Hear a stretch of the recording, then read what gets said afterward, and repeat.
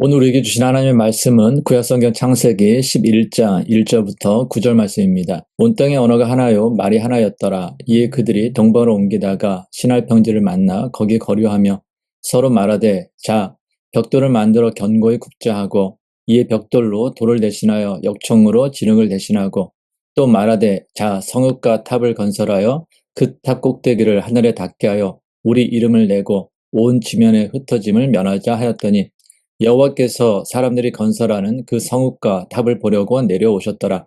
여호와께서 이르시되 이 무리가 한 족속이요 언어도 하나이므로 이같이 시작하였으니 이후로는 그 하고자 하는 일을 막을 수 없으리로다. 자, 우리가 내려가서 거기서 그들의 언어를 혼잡하게 하여 그들이 서로 알아듣지 못하게 하자 하시고 여호와께서 거기서 그들을 온 지면에 흩으셨으므로 그들이 그 도시를 건설하기를 그쳤더라. 그러므로 그 이름을 바벨이라 하니 이는 여호와께서 거기서 온 땅의 언어를 혼잡하게 하셨음이니라. 여호와께서 거기서 그들을 온 지면에 흩으셨더라. 아멘.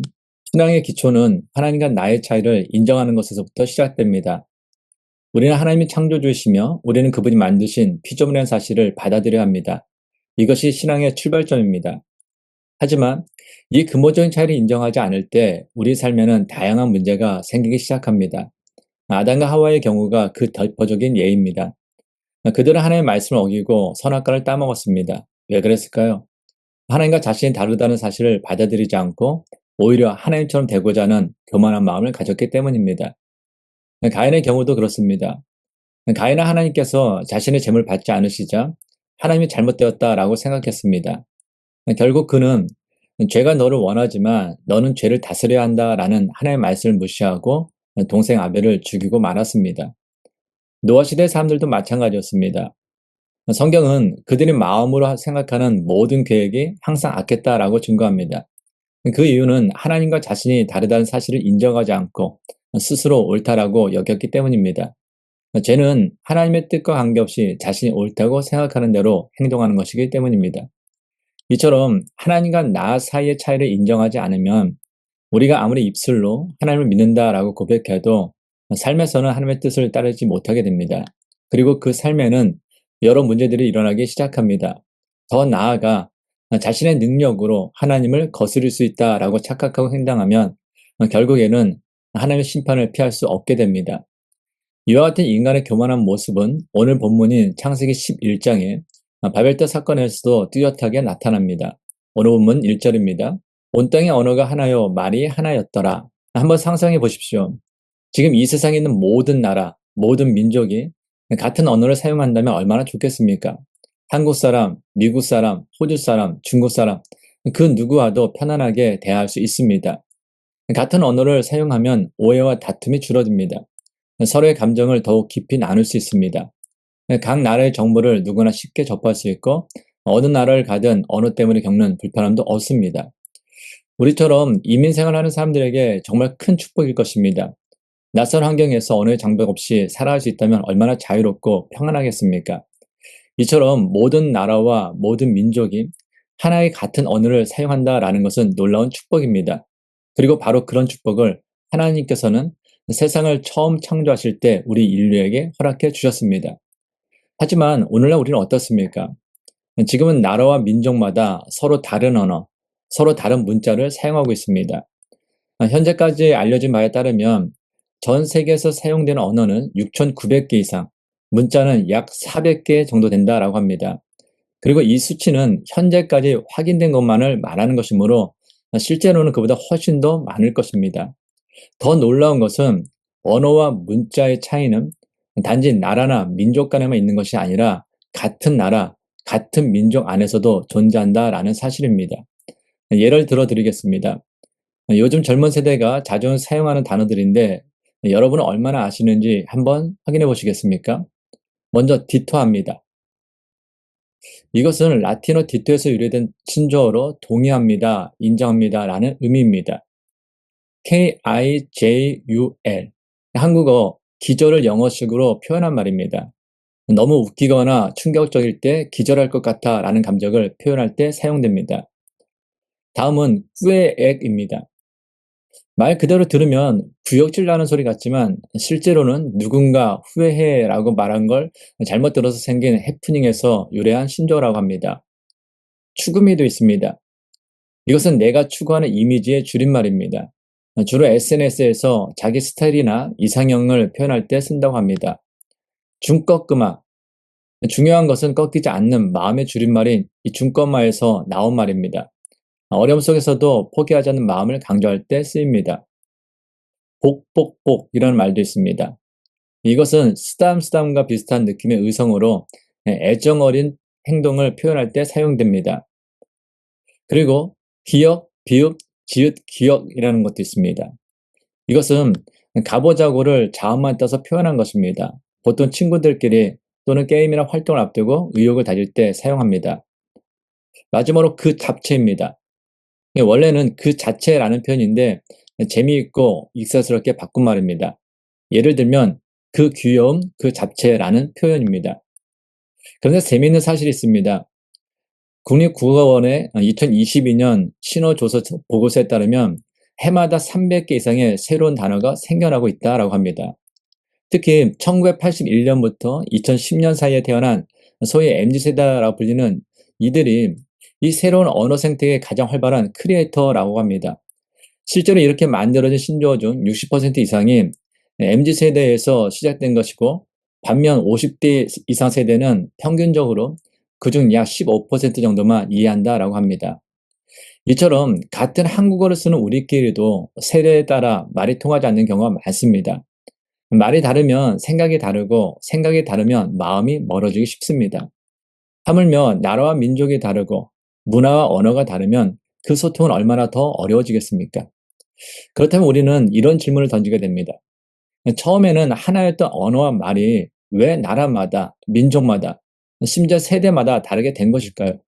성경 이 질문에 대하여 분명하게 답하고 있습니다. 오늘 본문 9절입니다. 그러므로 그 이름을 바벨이라 하니 이는 여호와께서 거기서 온 땅의 언어를 혼잡하게 하셨음이니라. 여호와께서 거기서 그들을 온 지면에 흩으셨더라. 성경은 분명히 말씀합니다. 하나님께서 온 땅의 언어를 혼잡하게 하셨다. 다시 말해 하나님께서 처음에 하나였던 언어를 스스로 흩으시고 서로 다르게 만드셨다라는 것입니다. 그렇다면 우리는 다시 질문할 수밖에 없습니다. 그럼 왜 하나님께서 그렇게 하셨을까요? 처음에는 한 언어를 주셨고 그것은 분명히 큰 축복이었습니다. 그런데 왜 하나님은 그 축복을 거두시고 언어를 혼잡하게 하셨을까요? 하나님께서 선물을 주신 것을 다시 거두어 가셨을 때는 반드시 그에 대한 이유가 있고 우리에게 주시는 교훈이 있습니다. 오늘 본문은 바로 그 이유와 하나님의 뜻을 우리에게 분명히 보여주고 있습니다. 오늘 본문 2절, 3절입니다. 이에 그들이 동방으로 옮기다가 신할 평지를 만나 거기 거류하며 서로 말하되 자, 벽돌을 만들어 견고히 굽자 하고 이에 벽돌로 돌을 대신하며 역총으로 진흙을 대신하고 노아의 홍수 심판 이후 셈과 함과 야벳의 후손들이 자신들이 살던 아라라산을 떠나 동쪽으로 이동하던 중 신할 평지에 이르렀습니다.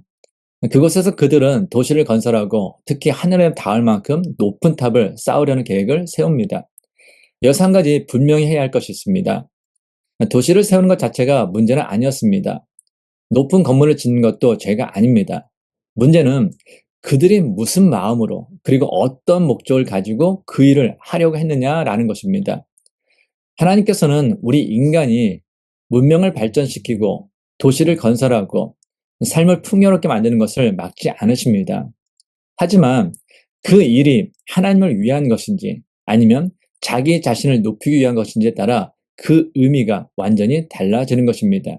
그리고 성경은 그들이 왜 그렇게 높은 탑을 쌓으려고 했는지에 대해서 분명히 말씀합니다. 오늘 본문 4절입니다. 또 말하되 자 성읍과 탑을 건설하여 그 탑 꼭대기를 하늘에 닿게 하여 우리 이름을 내고 온 지면에 흩어짐을 면하자 하였더니 그들이 하늘까지 닿는 높은 탑을 쌓으려고 했던 이유는 크게 두 가지였습니다. 첫 번째는 자신들의 이름을 내기 위함이었습니다. 여기서 이름을 낸다라는 것은 곧 유명해지고 싶다. 자기를 드러내고 높이고 싶다라는 뜻입니다.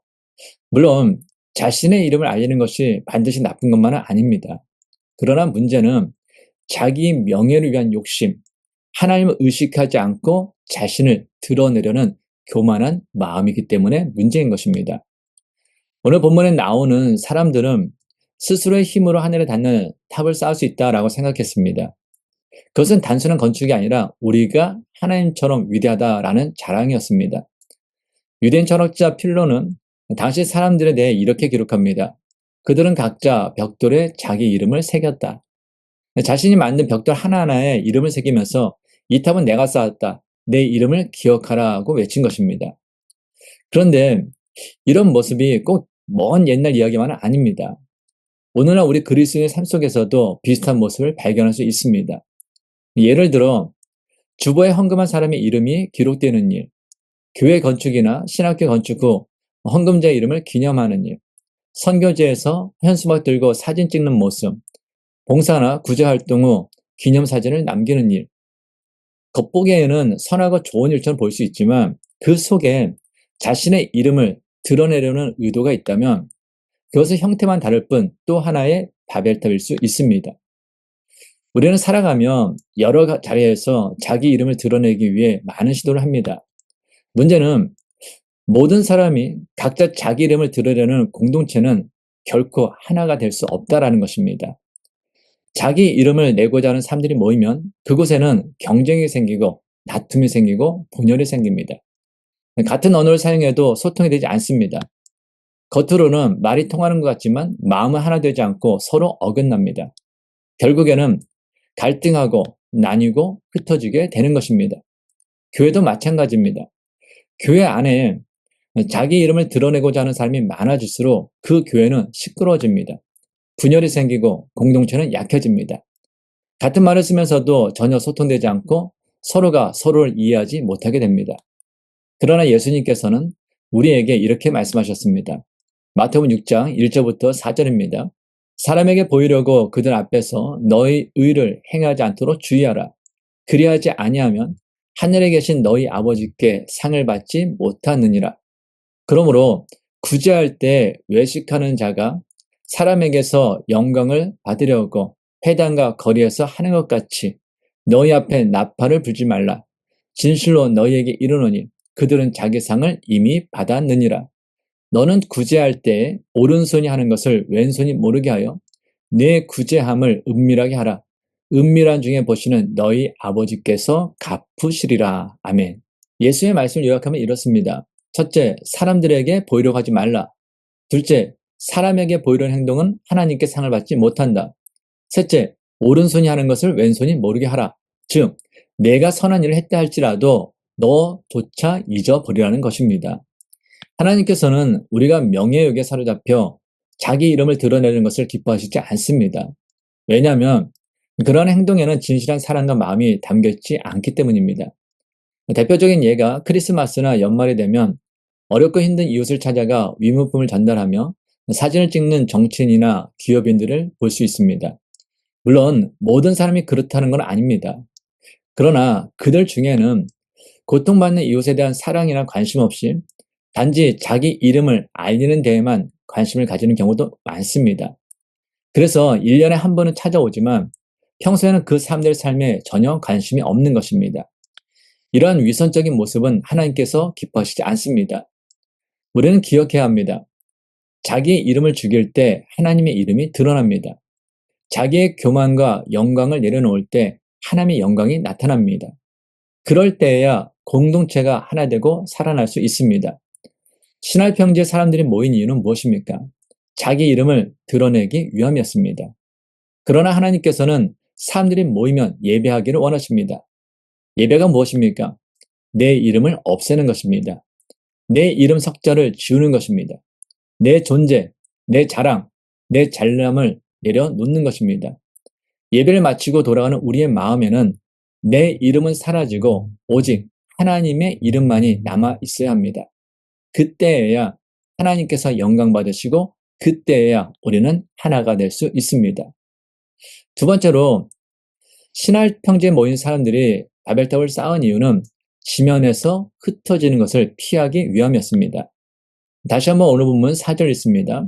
또 말하되 자 성읍과 탑을 건설하여 그 탑 꼭대기를 하늘에 닿게 하여 우리 이름을 내고 온 지면에 흩어짐을 면하자 하였더니 신할 평지에 모인 사람들은 온 땅에 흩어지는 것을 피하기 위하여 그것에 도시를 건설하고 바벨탑을 쌓았습니다. 물론 함께 모여 사는 것은 좋은 일입니다. 사람과 사람이 어울려 살아가는 공동체는 하나님의 축복입니다. 그러나 문제는 그들이 더불어 함께 살아가는 것을 자기 중심적인 목적으로 사용했다는 데 있습니다. 우리끼리만 잘 살자. 우리끼리만 안전하자. 하나님은 필요 없다. 이것이 그들의 마음이었습니다. 하지만 하나님께서는 인간을 창조하시고 이렇게 명령하셨습니다. 창세기 1장 28절 상반절입니다. 하나님이 그들에게 복을 주시며 하나님이 그들에게 이르시되 생육하고 번성하여 땅에 충만하라. 대홍수 이후에도 하나님께서 노아와 그의 아들들에게 이렇게 명령하셨습니다. 창세기 9장 1절입니다. 하나님이 노아와 그 아들들에게 복을 주시며 그들에게 이르시되 생육하고 번성하여 땅에 충만하라. 아멘. 이 말씀은 단지 수적으로 많아지라는 뜻만이 아닙니다. 하나님의 뜻을 품고 하나님 나라의 가치를 가지고 온 땅에 흩어져 하나님의 영광을 나타내라는 명령이었습니다. 그러나 바벨탑을 쌓던 사람들은 이 명령을 거부했습니다. 하나님보다 자기 이름을 드러낸 것이 더 중요했고 하나님의 말씀보다 자기 안전, 자기 성공, 자기 만족이 우선이었습니다. 결국 그들은 하나님의 명령에 정면으로 불순종한 것입니다. 그래서 하나님께서는 그들을 가만히 두지 않으셨습니다. 하나였던 언어를 혼잡하게 하셨고 서로의 말을 알아듣지 못하게 하셔서 그들을 온 지면에 흩어지게 하셨습니다. 이것은 단순한 언어의 혼란이 아니라 인간의 교만에 대한 하나님의 심판이자 하나님의 뜻을 이루기 위한 주권적 개입이었습니다. 오늘 보면 5절부터 8절입니다. 여호와께서 사람들이 건설하는 그 성읍과 탑을 보려고 내려오셨더라. 여호와께서 이르시되 이 무리가 한 족속이요 언어도 하나이므로 이같이 시작하였으니 이후로는 그 하고자 하는 일을 막을 수 없으리로다. 자, 우리가 내려가서 거기서 그들의 언어를 혼잡하게 하여 그들이 서로 알아듣지 못하게 하자 하시고 여호와께서 거기서 그들을 온 지면에 흩으셨으므로 그들이 그 도시를 건설하기를 그쳤더라. 아멘. 하나님께서는 사람들이 자기 이름을 드러내고 하나님 없이도 무엇이나 할 수 있다라고 여기는 교만한 마음을 그대로 두지 않으셨습니다. 직접 내려오셔서 그들의 언어를 혼잡하게 하셨고 결국 그들은 서로 소통하지 못하게 되어 흩어지게 되었습니다. 그런데 이 장면을 통해 오늘 우리 사회의 모습을 돌아보게 됩니다. 우리 사회에서 반드시 없어져야 할 문화가 하나 있다면 그것은 바로 끼리끼리 문화입니다. 혈연, 학연, 지연 등 자기와 관련된 사람들끼리만 모이고 그 안에서만 관계를 맺고 그 밖은 철저히 외면하는 문화. 이런 문화는 한국 사회만의 문제는 아닙니다. 인간은 본능적으로 자기와 비슷한 사람들과 모이고 싶어하는 속성을 가지고 있습니다. 왜냐하면 그 안에서 자신의 존재를 확인하고 안전함을 느끼기 때문입니다. 그래서 일단 내 사람이다 싶으면 전폭적인 지지를 보내는 반면 나와 상관없는 사람이다 라고 판단되면 무관심하고 냉정하게 대하는 모습이 나타납니다. 문제는 이런 끼리끼리 문화가 커지고 강해질수록 사회와 공동체는 점점 연결고리를 잃고 약해지며 결국에는 쉽게 무너질 수 있다라는 것입니다. 하나님께서 땅에 충만하라 라고 하신 이유는 단순히 인구를 퍼뜨리기 위한 것이 아니라 나와 너를 넘어서 우리가 되라는 하나님의 공동체 정신을 이루기 위함입니다. 혈연과 지연을 넘어선 하나님의 백성 공동체, 그것이 바로 하나님의 뜻입니다. 그런데 안타깝게도 교회 안에도 이와 같은 끼리끼리 문화가 존재합니다. 늘 대화하던 사람들끼리만 대화하고 밥 먹던 사람들끼리만 밥을 먹고 교제하던 사람들끼리만 교제하는 모습들. 이것은 바로 바벨탑을 쌓던 사람들이 말했던 온 지면에 흩어짐을 면하자라는 태도와 다르지 않습니다. 그러나 이것은 하나님께서 기뻐하시는 교회의 모습이 아닙니다. 이런 공동체는 작은 시련에도 쉽게 흔들리고 깨지고 흩어질 수밖에 없습니다. 그러므로 우리는 이제 결단해야 합니다. 나와 다른 사람을 이해하고 포용하고 받아들이는 공동체를 만들어야 합니다. 생각이 다른 나와 너, 환경이 다른 나와 너, 삶이 다른 나와 너, 민족이 다른 나와 너, 언어가 다른 나와 너를 넘어서 우리는 하나라는 공동체 의식을 가져야 합니다. 이것이 하나님께서 원하시는 교회의 모습이며 하나님 나라의 모습입니다. 오늘 우리는 바벨탑 사건을 통해 자기의 이름을 내고자 했던 인간의 교만, 그리고 하나님의 뜻을 거슬러 자기들끼리만 뭉치고 했던 이기적인 연합의 결과가 결국 분열과 혼란, 흩어짐으로 이어졌다는 사실을 보았습니다. 그러나 지금은 사순절 기간입니다. 예수 그리스도의 십자가를 깊이 묵상하고 나의 교만을 내려놓고 회개하며 하나님 앞에 다시금 겸손히 서야 하는 시기입니다. 사순절은 내 이름을 지우는 시간입니다. 내가 쌓아 올린 탑을 바라보며 만족했던 마음을 내려놓고 하늘 높이 자신을 높이려 했던 내 마음의 바벨탑을 무너뜨리는 시간입니다. 예수님께서는 이 땅에 오셔서 단 한 번도 자기 이름을 드러내려 하지 않으셨습니다. 오히려 자기를 낮추시고 종의 형체를 가지사 죽기까지 순종하셨습니다. 십자가의 길은 자기를 부인하는 길이고 하나님만 높이는 길입니다. 하나님의 진짜 공동체, 진짜 연합은 내 이름이 지워질 때 시작됩니다. 하나님 앞에서 낮아질 때 우린 비로소 하나가 될 수 있습니다. 나와 너가 아니라 우리가 될 수 있습니다. 바벨탑 사건에서 흩어진 언어는 오순절 성령 강림의 날에 성령님을 통해 다시 하나로 연결되었습니다. 말이 달라도 배경이 달라도 예수 그리스도 안에서는 진정한 연합이 이루어졌습니다. 사순절을 지내는 지금 우리도 다시 주님 앞에서 무너뜨려야 할 바벨탑이 무엇인지 돌아보아야 합니다. 그리고 그 자리에 십자가를 세워야 합니다. 십자가 앞에서 내 이름을 지우고 하나님의 이름을 높일 때 그때 우리는 하나가 되고 그때 하나님께서 영광을 받으시며 그때 우리 교회와 공동체는 살아나는 줄 믿습니다. 하나님 아버지, 오늘 바벨탑 사건을 통해 우리 마음속에 쌓아 올린 교만과 이기심을 다시금 돌아보게 하시니 감사합니다. 하나님, 우리는 자주 우리 이름을 내기 위해 우리의 자랑을 세우기 위해 또 우리끼리만 안전하고 편안하기 위해 주님 뜻보다 내 생각을 앞세우며 살아왔습니다. 이 사순절 기간 동안 예수님의 십자가 앞에 나아가 나의 이름을 지우고 나의 뜻을 내려놓게 하옵소서. 내 마음속 바벨탑을 무너뜨리고 오직 하나님의 이름만 높이며 살아가는 참된 그리스도인이 되게 하옵소서. 모든 교회가 생각이 다르고 환경이 다르고 말이 달라도 예수 그리스도 안에서 하나가 되어 진정한 공동체를 이루어가게 하옵소서.